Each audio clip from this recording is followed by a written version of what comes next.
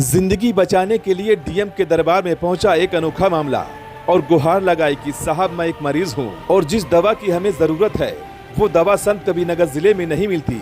इसके लिए हमें बाहर जिले में जाना पड़ता है और डीएम के जनता दरबार में यह अनोखा मामला था। सो डीएम साहब ने भी मामले को गंभीरता से लिया और जनता दरबार में आए फरियादी की परेशानी को दूर करने के लिए अपने मातहत को निर्देश दिया। मामला संत कबीरनगर जिले के डीएम कार्यालय का है। दोपहर के करीब 12:15 का वक्त हो रहा था। जिलाधिकारी महेंद्र सिंह तंवर जनता दरबार में फरियादियों की फरियाद सुन रहे थे कि तभी एक महिला के साथ एक दिव्यांग बालक पहुंचता है और एक दवा का खाली डब्बा डीएम साहब की टेबल पर रख कर बोलता है कि साहब ये दवा हमें खलीलाबाद में नहीं मिलती और इस दवा को लेने के लिए हमें बस्ती या गोरखपुर जाना पड़ता है। मैं दिव्यांग हूँ और जिले से बाहर जाने में हमें परेशानी होती है। आपसे गुजारिश है कि इस दवा को संत कबीरनगर जिले में ही उपलब्ध करा दें। फिर क्या था, जिलाधिकारी महेंद्र सिंह तंवर ने दिव्यांग मरीज की परेशानी को दूर करने के लिए अपने मातहत कर्मचारी को जरूरी निर्देश दिया।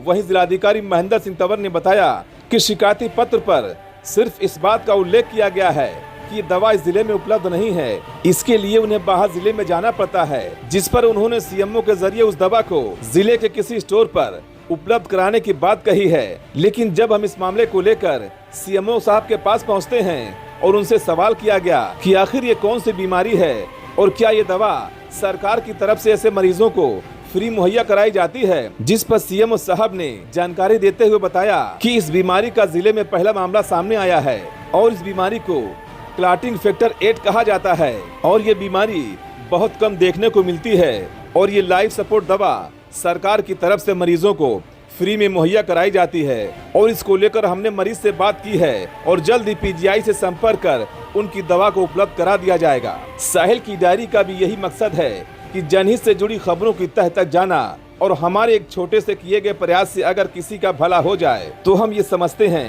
कि हमारी सार्थक खबर किसी के रंग लाई और हमारे लिए यही सबसे बड़ी पूंजी है। जय हिंद, जय भारत।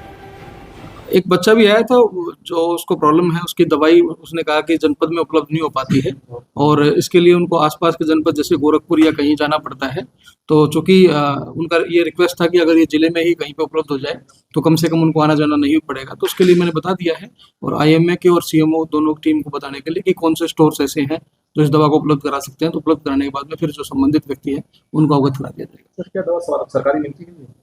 देखिए, हर चीज़ जो कई कुछ दवाइयाँ होती हैं जो हम लोग एसेंशियल ड्रग्स जो हैं वो देते हैं, कुछ जो एसेंशियल ड्रग्स कैटेगरी में नहीं आते हैं वो उनको परचेज करनी पड़ती हैं। बट उनका जो रिक्वेस्ट है फिलहाल वो यही है कि इस जिले में नहीं दूसरे जिले में जाकर लेना पड़ता है। और वरना आयुष्मान भारत योजना के अंतर्गत और बाकी जो हमारी योजनाएं हैं उनके अंतर्गत अगर कोई दवाई हमारे जिले में पूरी दवाइयाँ उपलब्ध हैं और वैसा कोई विषय नहीं है, केवल उस दवाई की उपलब्धता का विषय था, उसको लेकर हम लोगों ने संज्ञान लेकर उसको बता दिया। बस सर बच्चा पहुंचा था सर, उसको कुछ दवा ज़रूरत थी और वो दवा सर वो संत में मिल नहीं रही है सर। वो सरकारी दवा कैसे मुफ्त कराएगी बच्चे को मिल जाएगा सर? वो सरकारी दवा जो है हमारे संज्ञान में है, हीमोफीलिया की दवाई की बात हो रही है। तो क्लॉटिंग फैक्टर 8 होता है, तो वो रूटीन सप्लाई में नहीं है हमारे यहाँ। लेकिन अगर मरीज जिस ज़िले में रहता है और उसके पूरे डिटेल्स हमें उपलब्ध करा देंगे, हमने बात किया उस पेशेंट से भी फ़ोन पे, वो सारे डिटेल मिल जाएंगे तो हम पीजीआई से डिमांड कर लेंगे, वो पीजीआई फिर यहाँ सप्लाई में आ जाया करेगी। सर उसका सर पैसा लगेगा, फ्री मिल जाएगा? नहीं, पैसा नहीं लगेगा, फ्री है सर। ये सर होता सर क्या है ये एंटी हीमोफिलिक फैक्टर 8 होता है, इसको क्लॉटिंग फैक्टर 8 बोलते हैं। तो जो हीमोफीलिया के मरीज होते हैं उसमें ये फैक्टर नहीं रहता है, तो ज़रा सा भी चोट लग जाती है तो खून बहने लगता है उनका। तो ये जब इंजेक्शन लग जाता है तो उसकी दवाई वो फैक्टर पूरा हो जाता है तो ब्लीडिंग नहीं होती है, रुक जाती है ब्लीडिंग। तो सर कब तक चलती सर इंजेक्शन लगता है? कब तक? ज़िंदगी भर चलेगी, जिंदगी भर, लाइफ लॉन्ग। हाँ, इसलिए तो सरकार की तरफ से फ्री है।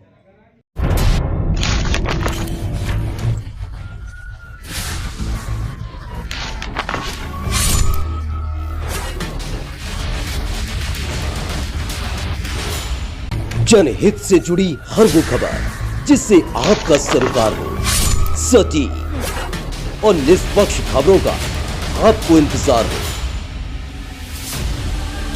क्योंकि न हम सत्ता के करीब रहते हैं और न हम विपक्ष के पहरेदार हैं, न हम झूठ को सुनते हैं और न हम झूठ को फैलाते हैं। डंके की चोट पर हम सिर्फ सच दिखाते हैं। क्योंकि हम हैं राष्ट्र सबसे पहले।